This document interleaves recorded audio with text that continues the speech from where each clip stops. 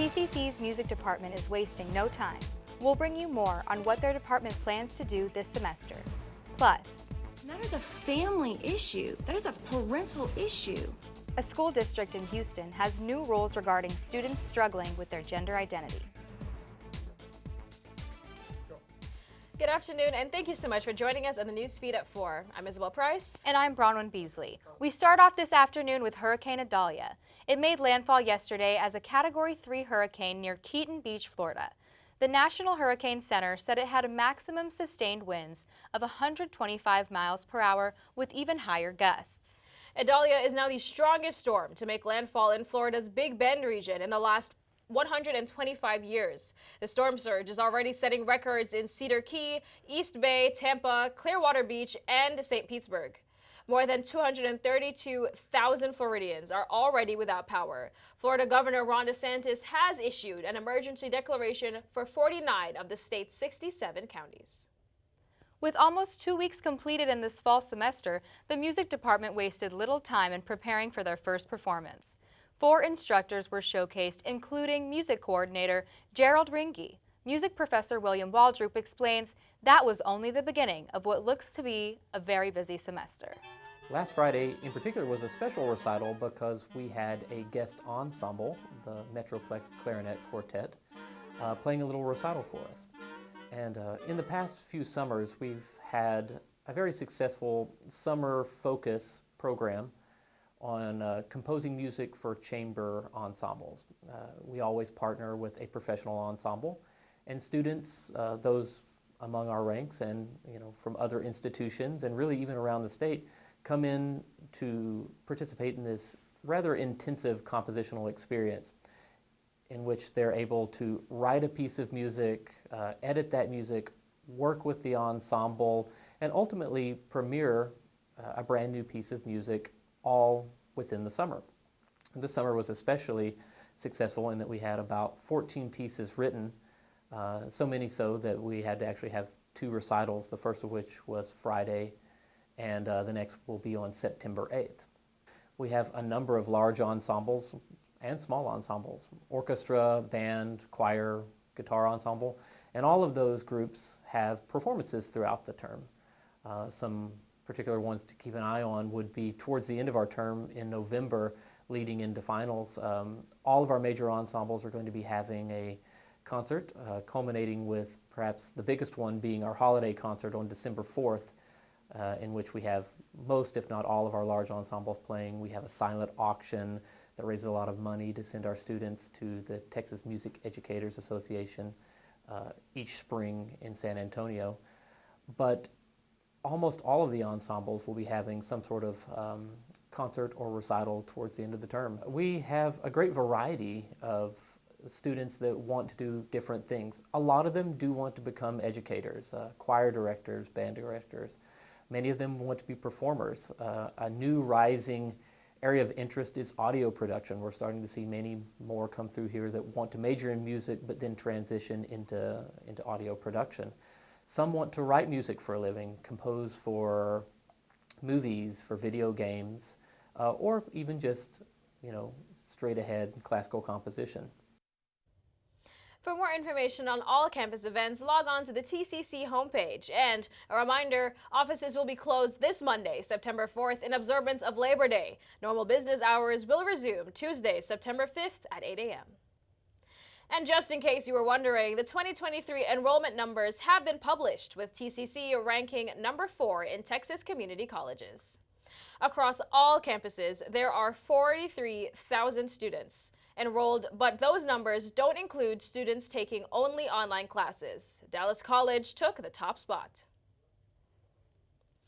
Prosper High School head softball coach Reina Bersosa was arrested for reportedly ignoring a student's outcry of sexual assault from a fellow athlete. 2 days before the start of the school year, a student told Bersosa that 3 students were being sexually abused and raped. According to the affidavit from district police, the suspended coach refused the student in question was a, quote, good player and that they didn't want to lose her. To make things worse, Bersosa told the student making the accusation to handle the matter directly with the accused. For a child to come to the decision that they may not be the gender in which they were born is a massive deal.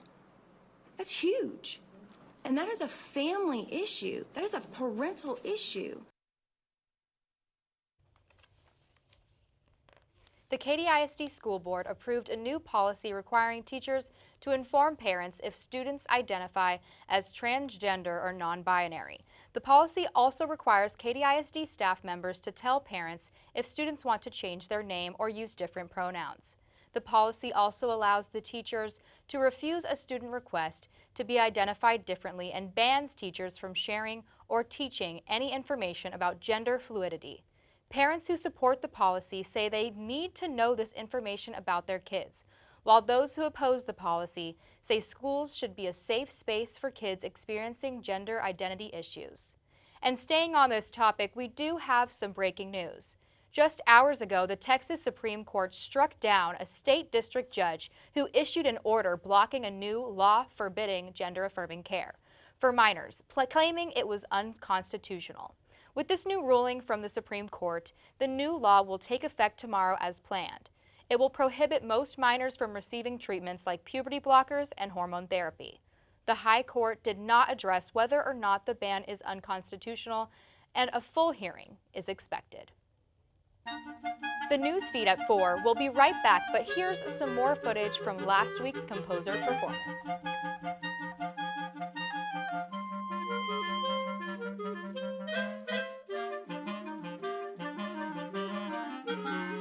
What are you doing in there?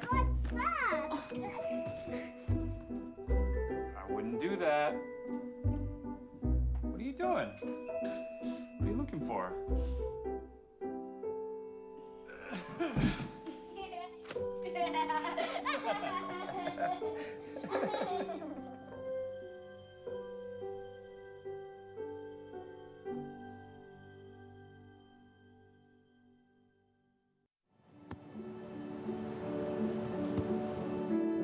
I don't remember how it started. Go to that. Our back and forth. It always came back. Dad! You probably don't remember what you told me, That was perfect. but I heard every word.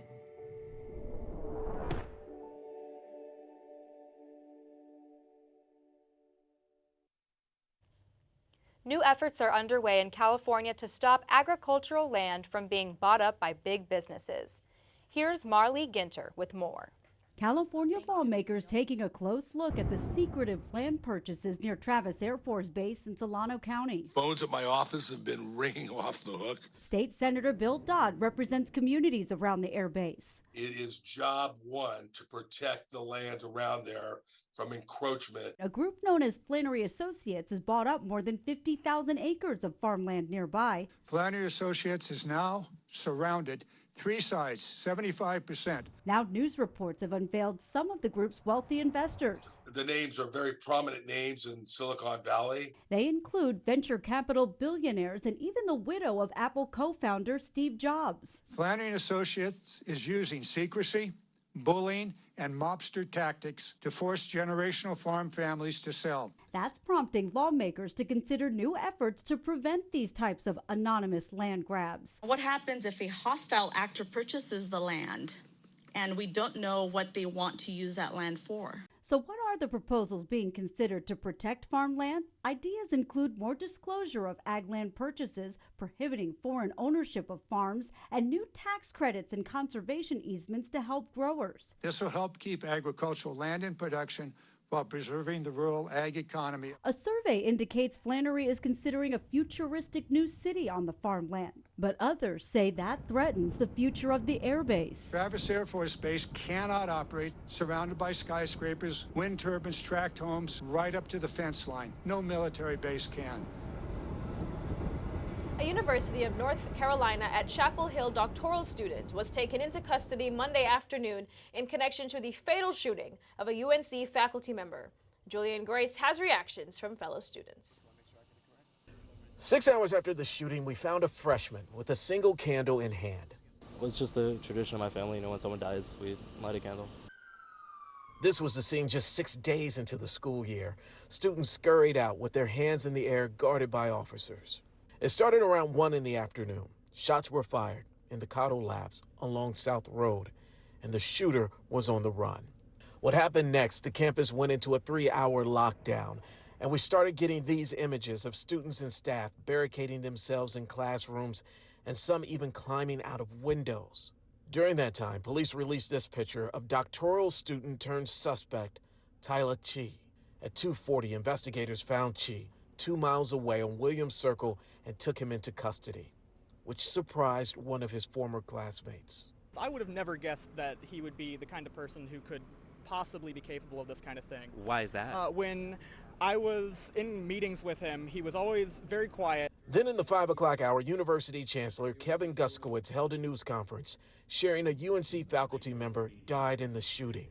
We talked with student after student, and some shared it will be a while before this part of Chapel Hill feels like a campus again. I don't think that any of us are going to be able to go on without kind of looking over our shoulder for the next couple days, weeks, months ahead, just because it is our campus. Tyler Chi appeared in court on Tuesday and is facing first-degree murder and having a gun on educational property charges. He did not enter a plea at the brief appearance and is being held without bail. Chi faces a minimum sentence of life in prison if he's convicted on the murder charge. A probable cause hearing is set for September 18th. With the school year fully upon us, most Texas schools plan to meet Governor Abbott's mandate regarding resource officers on campus. However, the same can't be said for schools in Minnesota, where a new law has police removing resource officers from the buildings, as John Lauriston reports. We don't want to not have an officer in the school. That's the last thing I ever thought I'd have to do. Are they impacted by... It's the same thing Anoka Police Chief Eric Peterson told the City Council on Monday night. Anoka and Moorhead are two departments who have opted to remove resource officers from schools because of a new law regarding restraint and use of force. Then if we did use force, what would happen to the officer? What would happen to the local municipality? Would they be sued? Would the officer be charged? The new law states force can only be used when there is a threat of bodily harm or death. Chief Peterson says one example of the confusion surrounding this law is that if a student is breaking glass in a school, the SRO would have to determine if that broken glass could cause bodily harm to other students and staff. If the officer intervenes and physically restrains the student, Chief Peterson believes the department and the school could face a lawsuit. He and Anoka city leaders expressed frustration that they first heard of the new law from educators, not lawmakers. They certainly didn't talk to anybody with boots on the ground. They certainly didn't talk to law enforcement before considering the language and implementing this law. While resource officers will be absent when classes start, Chief Peterson says law enforcement won't be far away, and he's hopeful a solution can still be found. As I said in the council meeting, our relationship with the school is very strong. It's fair to say that most are tired of COVID-19 reports and warnings, but cases continue to rise in the U.S. Mandy Gaither takes a look at how our immunity has changed along with the virus and what this means for kids returning to school. As COVID-19 cases in the U.S. go up, the risk of hospitalization or death from the virus since the height of the pandemic has gone down. An estimated 97% of Americans either have some immunity from prior infection or through vaccination, according to the U.S. Centers for Disease Control and Prevention.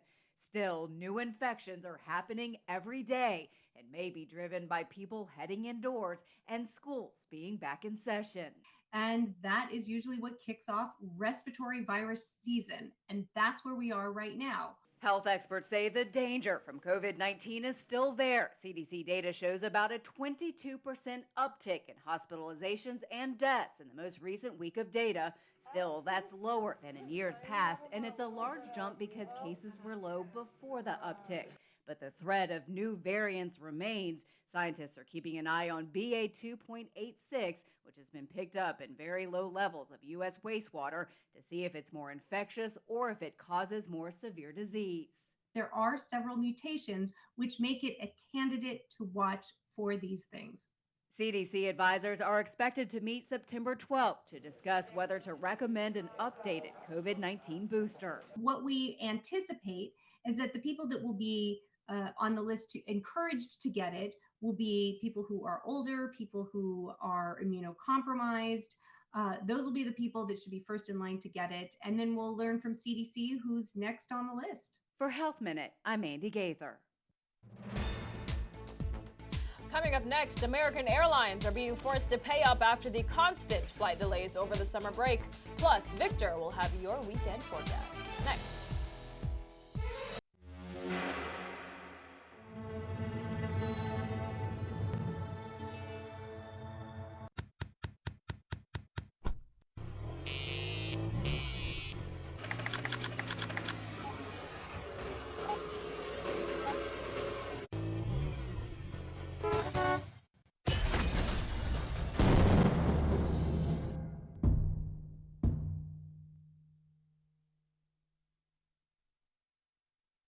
Hi, I'm Ryan Blaney, a third-generation race car driver, and we dedicate a lot of our time to going as fast as possible. But when my grandpa was diagnosed with Alzheimer's, it was a very unexpected bump in the road for us.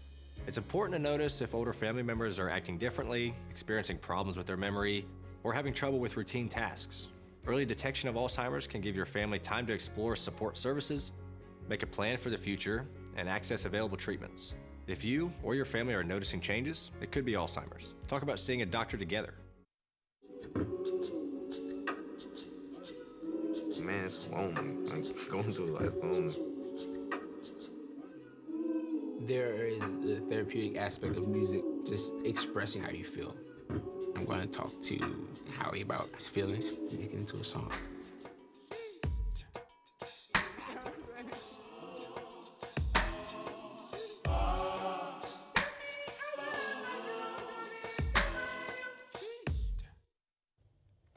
More than 650 inmates were evacuated from a prison in Huntsville due to a large fire at the facility.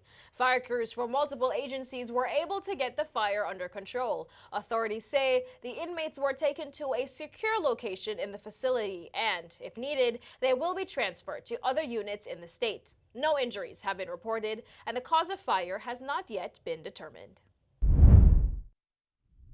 As we gear up for the upcoming Labor Day weekend, let's dive into today's weather forecast and find out what Mother Nature has in store for us to enhance your holiday plans.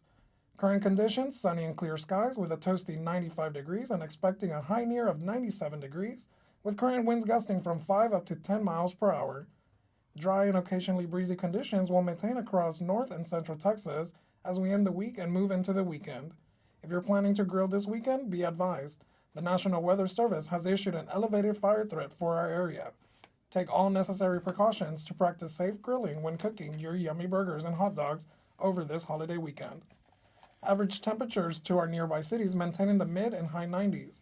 Fort Worth currently sitting at 96, Denton 94, Ballinger is definitely feeling the heat today, currently sitting at 98, and Seymour with a nice refreshing 75 degrees. Tonight, starting at 8 p.m., temperatures will begin to drop to prepare us for cooler mornings. 90 degrees at 8 p.m., and by midnight, we can expect as low as 83 degrees. For our weekend, we expect refreshing temperatures early in the morning, averaging in the low and mid-70s. Friday morning, starting off with a cool 71 degrees and a high of up to 99 degrees. Both Saturday and Sunday mornings will continue with refreshing temperatures, Saturday at 72 and Sunday morning at 75. As for the days goes on, once the sun is out, we'll be expecting triple digits with 100 degrees on both days. So if you plan to be outdoors this weekend, remember to stay cool, find shade, and most importantly, stay hydrated. Let's look at next week's 5-day forecast, both Monday and Tuesday with a low of 79 degrees and as high as up to 102. Wednesday, sunny and warm with a low of 80 and going up to 101. Thursday, 103, and Friday, partially cloudy with a high of 102. Enjoy and stay safe this holiday weekend.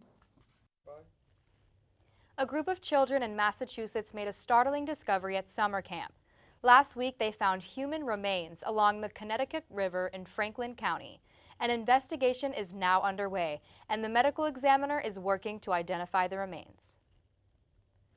American Airlines has been issued the largest fine ever for holding passengers on board for too long. The U.S. Department of Transportation is ordering American to pay $4.1 million for tarmac delays on 43 flights between 2018 and 2021, impacting 5,800 passengers. Half the money is to go to the government and the other half to the passengers. If all the affected American Airlines passengers are paid equally, that amounts to about $350 per person.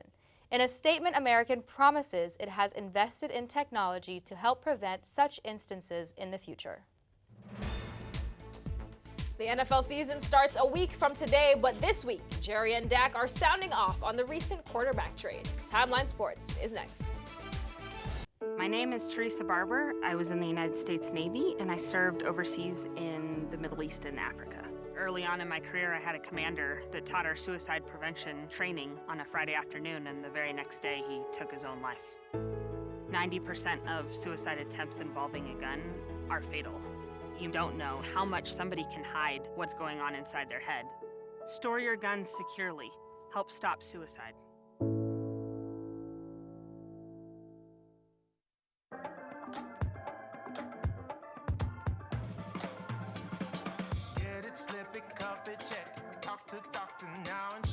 Get it, slip it, cuff it, check it.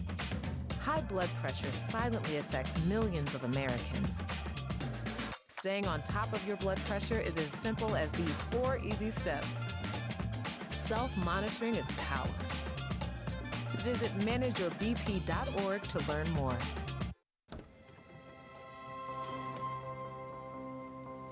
The impact of a meal goes well beyond feeding our bodies. Because when people are fed, futures are nourished. Everyone deserves to live a full life. And with your help, together we can end hunger. Join the movement at feedingamerica.org/actnow. I am what hunger looks like in America. I am an 8-year-old girl who's not excited for the last day of school.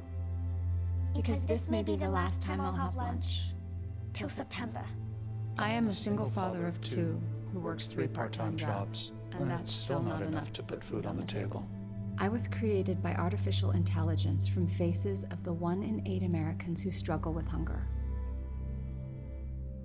Feeding America, 200 food banks strong. We didn't waste any time. The minute that we knew that they were serious about trading him, then we didn't want the phone to hang up. That was Jerry Jones after Saturday's game, when asked about acquiring quarterback Trey Lance. The former first-round pick was on the trading block after being demoted to third string in San Francisco. ESPN reports that neither McCarthy nor Dak were part of the trade discussions. Here's Dak when asked about the trade. I can't say that I necessarily expected it, no. I understand that as business. I understand that they're probably on a timeline. They need to get something done, and as I said, he felt like that strengthened this team, and we're going to welcome him as we do any teammate, and hopefully he makes us better, and then we're going to continue to get back at it and know we've got one goal as a team. As of now, Lance is slotted as the team's third string as they prepare for the Giants on opening day. Across the street, the Rangers need to forget about the rough end of August. This weekend, they can get revenge on the Twins and reclaim the top spot in the AL West. Series opens tomorrow in Arlington, first pitch 7:05. Don't forget, college football kicks off this weekend with Coach Prime and Colorado visit TCU. Izzy and Bronwyn, that's your Timeline Sports. Thanks, Joel. The Newsfeed at 4 returns with a heartfelt story you don't want to miss. Your daughter just had her first breakup. Do you A, put yourself in her shoes? B, console her? Don't worry, sweetie. This is gonna happen a lot. Or C, find her a new boyfriend? Nice single boys. That was weird. As a parent, there are no perfect answers. But you don't have to be perfect to be a perfect parent. Thousands of teens in foster care will love you just the same. I could be you, and you could be me for just 1 hour. If we could find a way to get inside each other's minds. Walk a mile in my shoes. Walk a mile in my shoes. Well, before you abuse, criticize, and accuse. Walk a mile in my shoes. We all know what it's like to feel alone. But it just takes one new connection. Want to get out of here? To empower many. This is unbelievable. It doesn't take a superhero to bring forces together. We all have the power to reach out Let's go! and help someone feel like they belong. Pretty cool, huh? We are stronger together. Can't believe you're doing this alone. I've done it before. I remember. You threw your back out. How you holding up? Hand me that board. Nothing wrong with getting help. I'm good. I did it when Felicia left. I'll figure it out. I know you will, but you don't have to do it alone. That's all I'm saying. If I promise to look into it, will you drop it and help me build this fence? Now you need my help. It can be a real pain sometimes, you know that? Mm-hmm. If you or a veteran you know needs support, don't wait. Reach out. Find resources at va.gov/reach. You know you don't have to wear your PT gear anymore, right? It's comfortable. So how's civilian life treating you? It's fine. When I got out, I didn't want to admit that there was anything wrong because it felt like a failure. And then I realized, like, there's nothing to be ashamed of. So I started talking to someone. Maybe you are fine, but if you're not, it's okay. Thank you. If you or a veteran you know needs support, don't wait. Reach out. Find resources at va.gov/reach. Children's Hospital patients can cheer on their home team thanks to a nonprofit based in Iowa. It makes gowns for kids across the country. Grace Vance reports on this year's special edition. It happens at every home football game at Kinnick Stadium in Iowa City. And give the kids a big wave who are watching the game tonight. But this season's Hawkeye Wave will feature something different. Each of the children at UI Stead Family Children's Hospital will be wearing the Iowa-themed hospital gowns provided by the nonprofit Holly's Heart. I'll show you here. It's a yellow pants, black top with Iowa letters across. Holly's Heart aims to provide a comfortable alternative to the traditional hospital gown. And so the patients could still feel comfortable and empowering during their hospital stay, but also be dressed like the others at the game and feel part of the team. Holly Hancock, the founder of Holly Heart, says this is the first time her nonprofit has designed specialized hospital gowns for a university. She believes the gowns can offer kids some normalcy while still being fit for a hospital setting. They've got plastic snaps at the seams to allow for IVs, cast tubes. I can kind of demonstrate a little bit, but if you can see these openings all the way down. The nonprofit is giving Stead Family Children's Hospital 525 gowns throughout the football season. For Hancock, the mission is personal.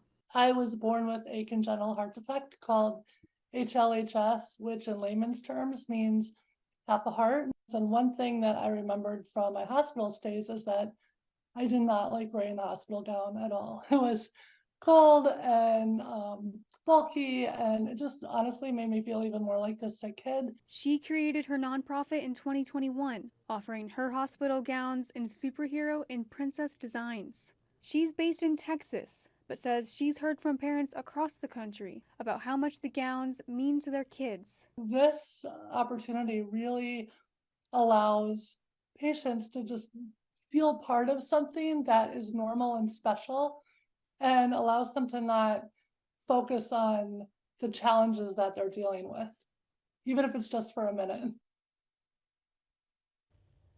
Have a great long Labor Day weekend. Thank you so much for joining us here with the Newsfeed, and we'll see you all here again next week.